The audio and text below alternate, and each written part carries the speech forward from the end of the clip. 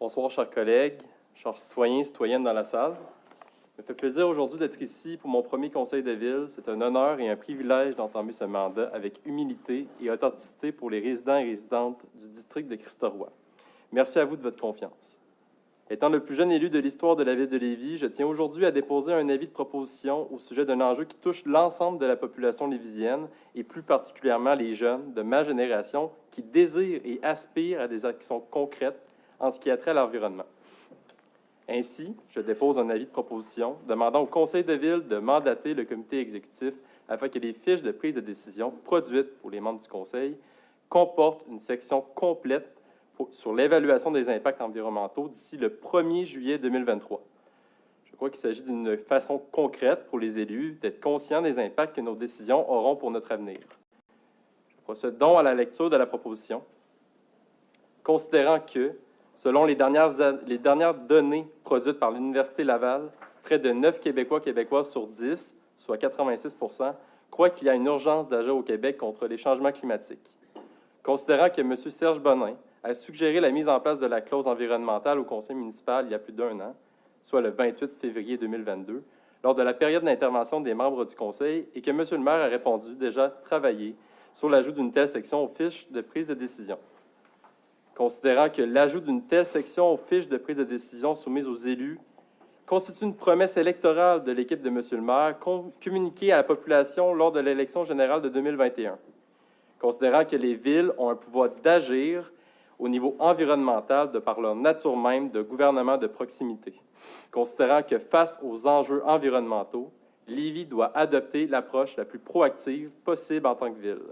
Il est donc proposé et résolu que le conseil de ville mandate le comité exécutif afin que chaque fiche de prise de décision que reçoivent les membres du conseil comprend une section indépendante sur l'évaluation des impacts environnementaux d'ici le 1er juillet 2023. Alors, c'est votre proposition? Oui.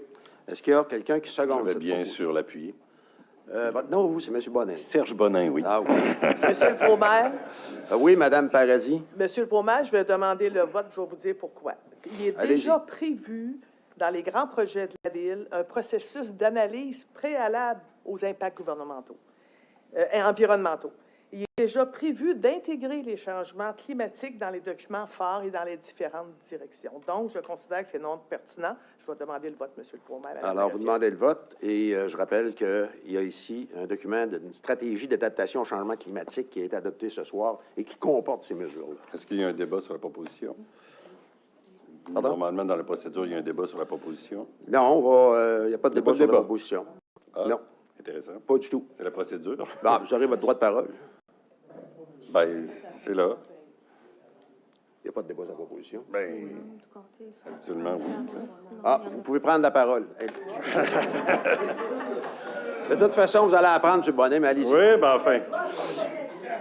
Non, mais quand même, on voit que dans la stratégie qui a été adoptée un peu plus tôt, la première ligne, c'est effectivement de faire cette fameuse clause environnementale dans les fiches de prise de décision. Elle a été demandée en 2022. On était déjà en travail là-dessus, semble-t-il. Quand j'ai consulté l'administration en octobre, on m'a dit « Ah, on n'a pas eu la commande, donc ça n'avait pas avancé d'un iota. » Maintenant, on dit « Est-ce qu'on peut le faire pour juillet? » On vous donne 3 mois. Je pense que c'est raisonnable dans cette optique-là.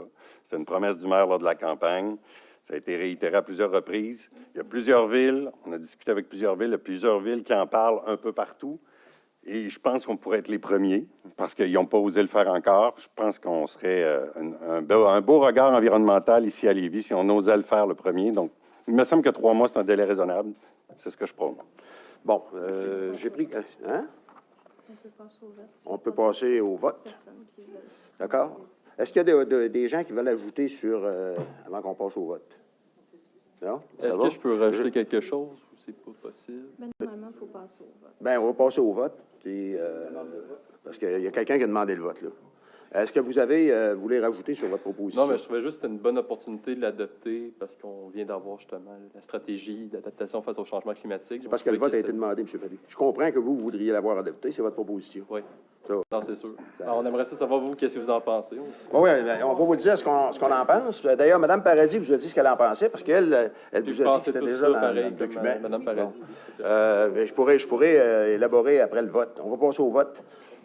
Alors, Voulez-vous appeler le vote, Madame oui, la... tout à fait. Alors, suivant la demande de vote de Mme Paradis, alors tout d'abord, j'aimerais savoir quels sont les membres du Conseil qui sont pour la proposition qui a été présentée par M.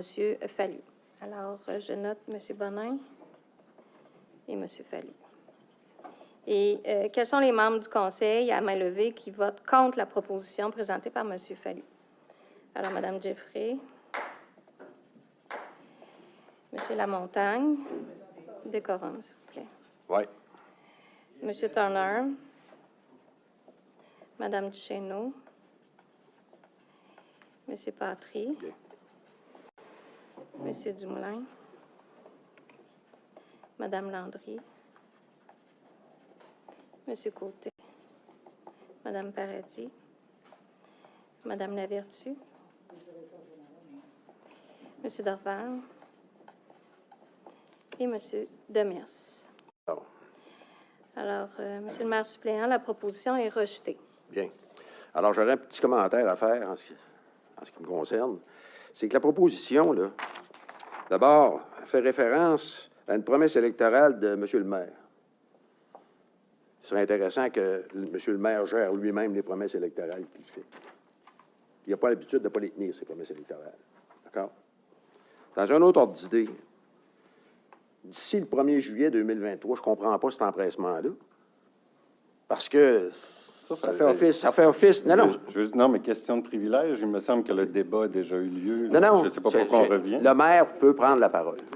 Non, mais il y a des procédures qu'on peut... Monsieur Bonin, le maire peut prendre la parole. Oui, je sais, mais bon, ben, je le débat a déjà eu lieu, vous n'avez pas pris la parole. Monsieur Bonin, le maire peut prendre la parole et il donne la parole. Correct? Alors, vous l'avez eu, vous me permettrez de faire un commentaire. D'accord? Ça ne change rien à la proposition, Marquis. On nous dit d'ici le 1er juillet 2023. Je ne vois pas ce qui va se passer le 2 juillet, ça n'est pas adopté. Bon, alors, regardez là, je pense qu'il faut faire attention quand on fait ce type de proposition, d'autant plus qu'on a justement un document qui est pas mal plus élaboré que la proposition, qui contient pas mal plus de mesures que la proposition comme telle. Ça n'enlève pas le mérite de la proposition. Mais ce que je dis, c'est qu'on n'est pas pour adopter une proposition à chaque fois qu'on fait une mesure. On va adopter un paquet de mesures qui va probablement contenir des types de propositions. Parce que sans ça, on va faire des propositions à répétition. Alors, le plan, on a adopté ce soir la stratégie. Le directeur de l'environnement nous a dit, écoutez, il y a des choses qui vont se faire à très court terme, à moyen terme, et à plus long terme. Alors, à court terme, il y a des choses qui peuvent se faire, possiblement, justement, le fait d'analyser les impacts environnementaux des décisions qu'on peut prendre. Alors, au lieu d'y aller à la pièce, on va y aller de façon un peu plus globale.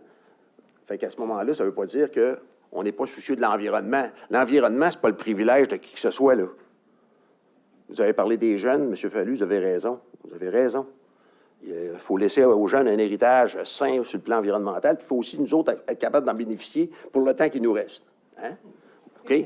Alors, c'est pour tout le monde, l'environnement. Si vous me permettez, M. le maire suppléant, j'aimerais quand même intervenir. Je salue le travail réalisé sur ce plan, qui pour moi est d'une importance capitale pour l'avenir de notre ville, pour notre avenir collectif. Je suis évidemment en faveur des valeurs, des principes, ainsi que le bien fondé des mesures incluses dans la stratégie d'adaptation au changement climatique. J'aurais aimé, bien sûr, pouvoir prendre le temps de bien explorer les exemples pour comprendre tous les tenants et aboutissants de cette stratégie, mais nous avons reçu le document avec un assez court délai. Ce qui est intéressant provoque des questions. Mes questions d'ordre plus général demeurent. J'ai hâte de voir la détermination et la priorisation et l'échéancier de réalisation. Quels sont les investissements nécessaires pour les projets prévus, outre les ressources humaines? Est-ce qu'on a une réserve prévue pour cette stratégie parce que beaucoup de dépenses sont à prévoir?